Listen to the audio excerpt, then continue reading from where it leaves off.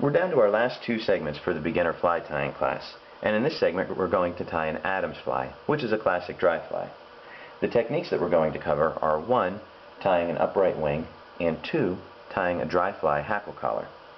We'll also talk about material selection and the properties of different types of feathers that you're going to use. But before we get to that, let's get our thread on the hook as we normally do, and make our thread base from the eye back to the bend of the hook. Trim off our tag end. Now this particular fly will use pieces of feather in 3 different areas. You're going to use feather barbs for the tail, you're going to use feather tips for the wing, and you're going to use hackle feathers to create the hackle collar.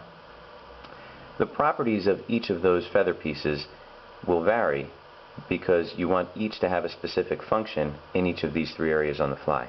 So to illustrate that, let's talk a little bit about feather selection. Now here I have a grizzly cape, a rooster cape. Now if you examine this cape closely and look at the feathers in the different areas, you'll find that they do have some slightly different properties.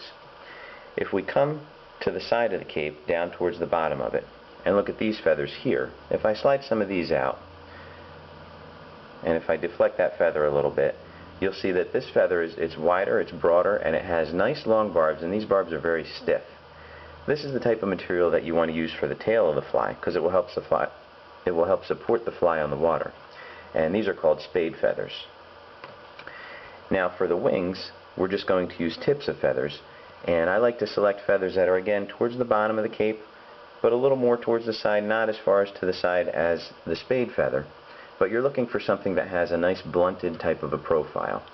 And again, if you see where I'm getting these feathers from off of the cape here in this area, if I hold these up, you see that they do have, a nice little rounded profile, and that'll give your wing a nice silhouette in the water.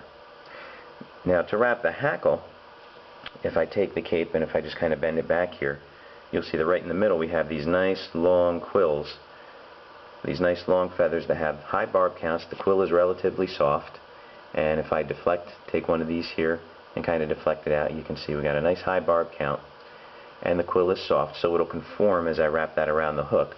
Those are the type of feathers that you want to use to tie your collar on, because it'll give you a nice thick hackle collar that'll support the fly well again on the water. So let's keep going with our tying and illustrate how each of these feathers and feather pieces then get placed on the hook. Now I've pre-selected a couple of feathers here. For the Adams, you generally use a grizzly feather and a brown or ginger colored feather for the tail and for the hackle. So the way that we prepare these, I pre-selected these. We're going to take this feather, we're going to hold it by the tip, and we're going to stroke down the quill so that the barbs stick out at a 90-degree angle to the quill. Very similar to the way that we did with the woolly bugger and the woolly worm. The difference here being is it's a different type of feather. These are spade feathers and these barbs are fairly stiff. When we did this with the woolly bugger and the woolly worm, we used a nice soft webby type of a feather, so your barbs were much softer and more malleable. So I have both of my feathers prepared, and at this point I'm going to lay them one on top of the other. Try to line your quills up, and again we're going to make a few more strokes just to make sure that everything sticks out at a right angle. Now you want to try to choose feathers such that the barb length is relatively equal, so that your ginger barbs are not sticking out further than your grizzly barbs. This is pretty close. The ginger is a little smaller than the grizzly, but that's okay. So you put your quills together, and I'm going to pinch them with my first finger, my thumb, and my right finger. Stroke a little bunch up here like this.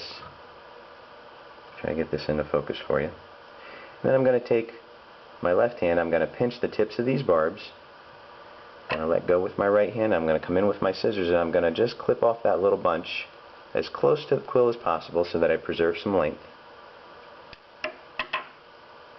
We're going to gather those up, and that gives me my tailing bunch, which is a nice mix of grizzly and some shades of that ginger color in there, and that's what you want.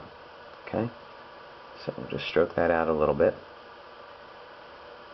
Now at this point what you can do is make maybe just an extra wrap of thread to create just a small bump at the back of your fly here. When we put this tailing bunch on, then the fibers will splay and fan out over that bump, and again, it's all to help support the fly on the water. The length of your tailing bunch you want to be approximately equal to the length of the hook, or just a little bit longer. So proportion wise, you want to pay attention to your proportions with these mayfly type of flies, so that again everything sits well in the water.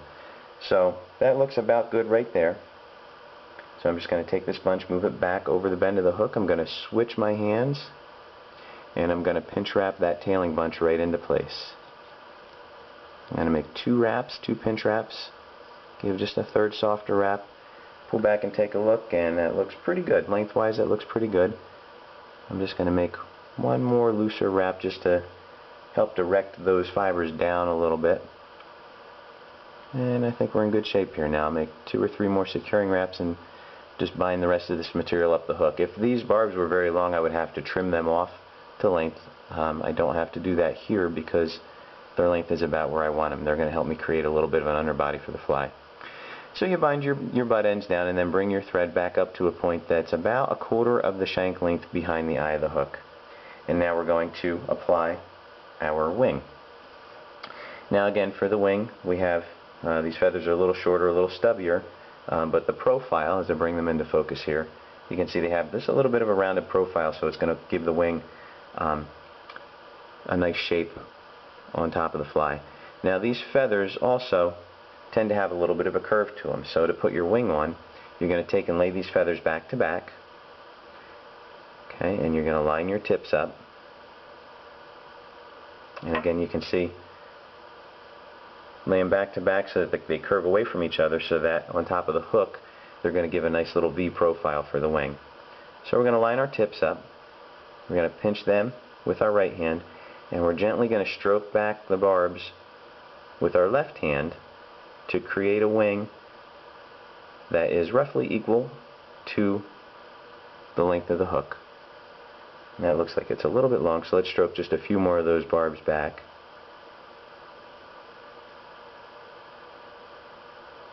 Get something that's a little closer to length, and that looks a little bit better. Just about the length of the hook there, just a bit shy, but that's okay. Now what I've also done in doing that is I don't know if you can see here on camera, I've exposed just a little piece of bare quill. That's where I want to tie these wings in at. So I'm going to lay them on top of the hook. Got 2 little stray guys there, let's get them out of the way. That's better. Lay your wing set on top of the hook, make a loose wrap, maybe 2, just to gently secure them onto the hook right at that exposed quill point. Now before I bind the rest of this down, I'm going to come in and take my wing and just stroke it up just gently. And what that does is, if my wing has rolled to the side of the hook at all, or if it's misaligned at all, that helps to bring everything right back on top of the hook where I want it. So that being done, I'm going to come in now and start securing with a few more wraps of thread here. Try to get these stray barbs out of the way, and just secure that bunch down. I usually go about halfway down the body and then come in and trim this off, because that extra bunch of material will help to create an underbody that's going to give my fly just a slight bit of a taper. We bind the rest of that down there, and we didn't do too bad. Okay, we got a couple of stray guys under here. Let's get them out of the way here too. Alright, now to set your wing in the upright position, what you want to do is, again, you're going to pull back on your wing and come in with your thumb and just give a gentle little crimp. Now that will kink the quill to help the wing stick up at a right angle. Pull them back again and make a few thread wraps in front. I usually run my thread up to the eye and back once or twice, and that'll help to secure those wings right there in that upright position. So we're looking good, and if I rotate this a little bit here, you see we have a nice little V shape in our wing. Alright, now we're going to dub a body the same way that we've done before. I'm going to bring my thread back to almost the bend, somewhere between the middle of the shank and 3/4 of the way back. And I've got a little bit of Adams gray dubbing. It's just a gray. Muskrat is a good animal to use for this, so there's a lot of, you can find Adams dubbing. It's very popular. It's a very popular fly. And we're going to apply our dubbing in little wisps, just like we did with our prior flies in this series. And you only need about an inch or two.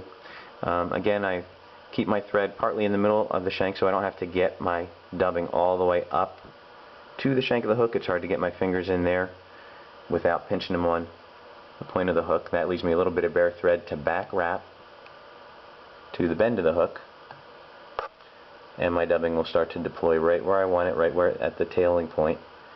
And I'm just going to dub a body, nice little tapered body, up to the wing, but not completely up to the wing. You want to leave a little bit of space there. I have just a shade too much dubbing, so I'll pluck some off. It looks good. You want to leave a little space there because that's where you're going to tie in your hackle to make your hackle collar. So let's go ahead and do that. Now, again, regarding material selection, these are the hackle feathers that you use. They're the nice long feathers that have a nice high barb count and a soft quill. Barb length, you want to select a feather that has a barb length that's going to be equal to about 1.5 times the gape of the hook, so 1.5 times this space here. And we're going to prepare and tie these in as we did before. You're going to strip back the barbs on the butt end and actually pluck them right off. You got a feather with a little bit of bare quill there. You want to strip back enough, like a lot of this heavy, longer stuff, just get that out of the way. You want to, don't be afraid to strip away half of your feather. You really want to use what's the sweet spot of the feather, or the highest concentration and the most uniform length of barbs. So strip them off like so. And now you're going to put them together, one on top of the other, kind of like spoon style.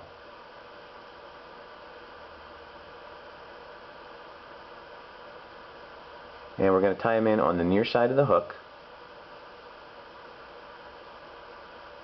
And the tie-in point is not right where you started stripping your barbs away, but just you want to leave about 1/8 of an inch of bare quill exposed. If I pull that up there, you can kind of see there's just a little bit of bare quill exposed. You'll find when you start to wrap this hackle around the hook, having that bare quill will help to align the feather. You'll see when we do it, it aligns the feather perpendicular to the hook shank so that your barbs will fall out the right way as you continue wrapping. I make a few wraps behind the wing, a few wraps in front of the wing just to help secure it, and I come in here and clip that off. The few wraps in front of the wing also help to create a more level thread base over top of which you're going to wrap your hackle, so your barbs won't tip to one side or the other. And now we're going to come in and wrap our hackle. Now the difference here versus the elk hair caddis is that we're going to wrap it in touching turns versus spiral turns. So we wrapped it in spiral turns, or a palmered hackle for the elk hair caddis. In this case, we're going to wrap our hackle in touching turns. Now my camera's a little close to my fly, so you have to just bear with me. We'll go nice and slow, and you can see as I wrap this feather around how the barbs have aligned really perpendicular to the hook shank. So I'm going to get a nice, those barbs are going to stick out at a nice 90-degree angle as I wrap them. And it's a little tricky wrapping around the camera, so again, just kind of bear with me. But we're going to make 2 or 3 wraps behind the wing, and then 2 or 3 wraps in front of the wing. And it doesn't really matter which hackle you start with. You can start with the grizzly or the ginger.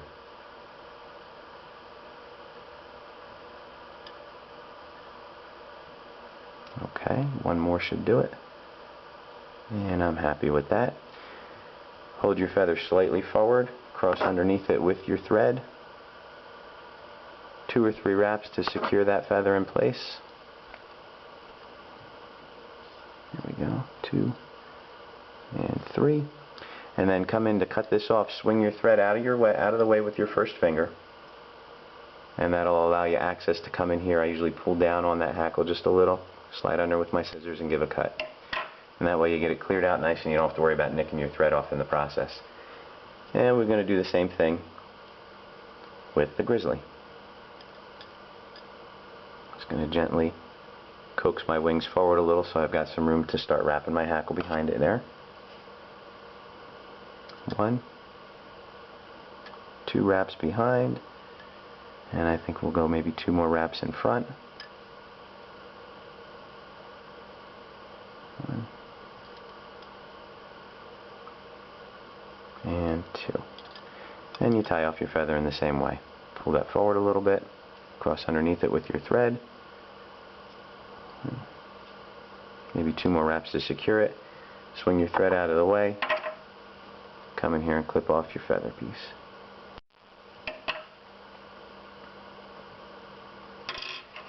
And make your whip finish, and your Adams fly is ready to go. And again, the two techniques that you learned are: 1, how to apply an upright wing; 2, how to apply a hackle collar for a dry fly. And you've also learned a little bit about feather selection and material selection in the process.